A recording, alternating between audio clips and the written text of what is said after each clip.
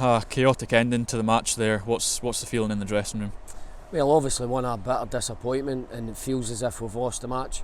We should have been out of sight with the 2 one-on-one chances that we had.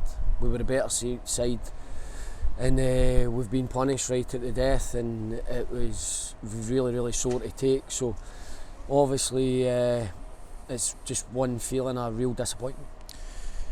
Talk about the equaliser first, the corner. Should we have really been dealing with that, even although the keepers came up? We should really be dealing with that? Of course we should. There's enough men in the box, and there was a block that happened, and obviously he's got away for our man, but it's still not acceptable. You've got a job to do and you go and do it, and I think when it happens at that late stage in the game, it's a real sickening blow for everybody in the stadium, especially for what we put into the game. I thought, first half especially, we were really good, some really good stuff, wider areas, caused them numerous problems, scored a great goal, we're looking threatening.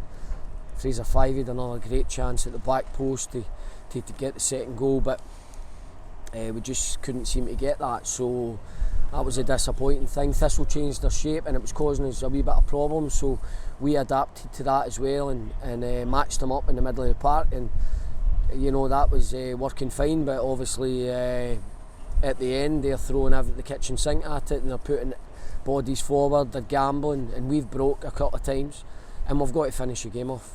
It's as simple as that. They are gifts, golden opportunities, but we've not been clinical and it's come back to bite us in the backside. I think that's what's particularly frustrating, is the fact that we had so many chances in that second half and we just couldn't take them.